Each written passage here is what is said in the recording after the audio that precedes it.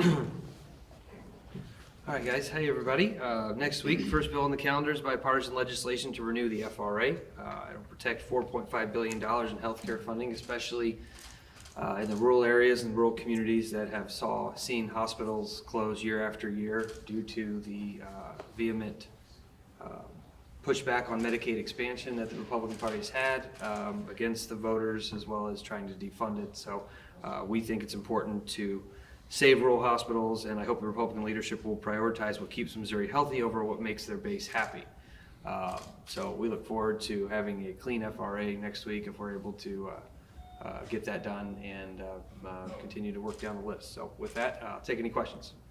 Looking at these different timelines, so the Republican caucus, they had pretty much 2 days for perfection, followed by going to the House on the 1st of February. Would that be realistic to you, considering Democrats' efforts on I'm sorry, say that IP? again? So the timeline of passing IP resolution, this one over here basically has it on the 1st of February. Do you think that's realistic, considering Democrats' attitudes towards IP, that it would have been longer? Just basically your thoughts on those. Yeah, I mean, I guess the best way to answer that question is that we're in February and we haven't debated a substantive bill on the floor, no matter what it is, and they're in the supermajority. So I mean, the Republican Civil War has delayed some things, I would argue, but at the same time, I think you could get caught up pretty quick when you're in the supermajority. They have the ability to put the gas pedal down whenever they want. I just hope they do it for things like child care tax credits and raising teachers' pay and things like that, instead of catching up on bad ideas. Well, how much are Democrats expected to push back against IP? We will be pushing back against IP vehemently, very much so. I mean, we are not for taking away people's voice at the ballot box. And the fact that that is, like I said before, a top priority of the Republican Party when all these other issues are on the table shows you exactly what the Republican Party thinks of people voting. I have to ask the sports betting question that I asked because the mayor, I keep saying the mayor, the governor right across the border from you makes bets when the team lives in Missouri, but the Missouri governor technically can't place a sports bet. So just talk about overall, it needs to be done, but will it? Yeah, I don't think that, I don't see a bright future for it this year in session, but anything can happen and things change pretty quickly. I definitely think that they should keep trying, and I know that myself and a lot of my friends are looking forward to the day that they can bet on the Chiefs and Patrick Mahomes in the Super Bowl legally in the state of Missouri. The good news is I'm betting Patrick Mahomes is in a lot more Super Bowls, and there's going to be a lot more opportunity in the future to do that. But yeah, I mean, look, it's another failure. It's another failure by the Republican Party that's in the supermajority in the legislature, and their inability to either not care what people want or to absolutely, go in the opposite direction of what people want intentionally, like Medicaid expansion, which is what I said earlier. People voted for it, they tried to defund it. So the idea that they try to not use any French, but the idea that they care about what people want in the state versus what they're going to give them and tell them what they can have, those are totally different ideas. Do you support what the professional sports teams are doing? I support whatever it's going to take to get sports betting done in this state, including, if we have to go down the VLT route, we have to go down it. I'm not a big fan of VLTs, but if that's a component to getting it done, we should figure out the best way to do that. Right now, you currently have gray market machines that have proliferated throughout the state and with no regulation whatsoever.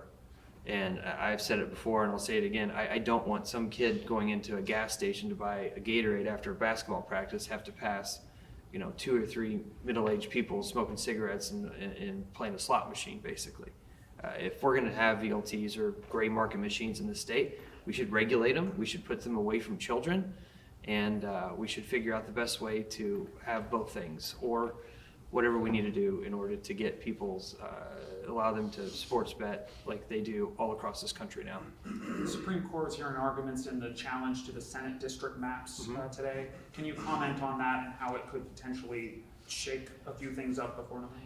Not to my best knowledge right now. I mean, we've been so bogged down over here. I haven't had a chance to do that, and they have good people, I'm sure, that are looking at that are above my pay grade on that issue. Once it leaves this building, obviously there's always challenges and everything else, and we we try to keep up to speed on it, but I'm not familiar to right at this moment. Governor Parson announced he's going to the southern border with a bunch of other governors. Can you kind of comment on that? Sure. What do you think the intention of that is? Cameras, TV, you know, it's a show. I mean, the Biden administration put forward a plan that was brokered by Republicans and Democrats together to try to solve the crisis at the border. There is a crisis at the border, and there is something that needs to be done about it.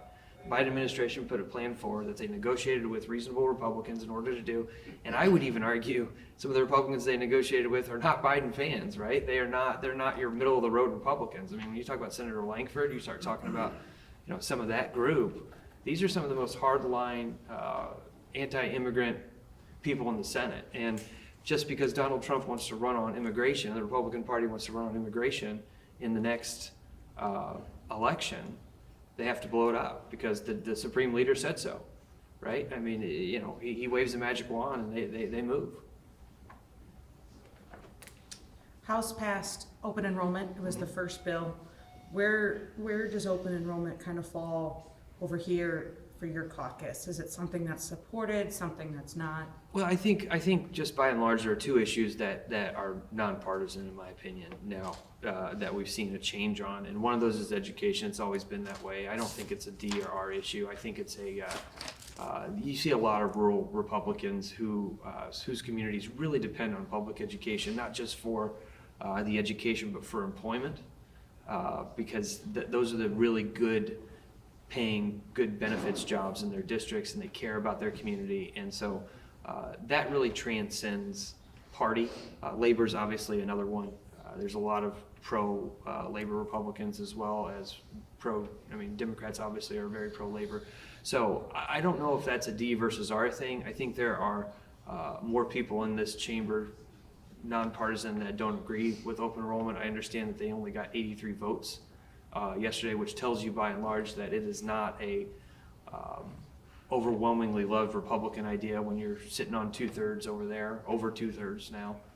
So there's a lot of Republicans that have a lot of hesitation about open enrollment as well, and I fully expect them to speak up and make their case whenever that comes up, maybe next week and as an amendment when we're debating it, or further down the road. Last question. All right. Thank you. Thank you, guys.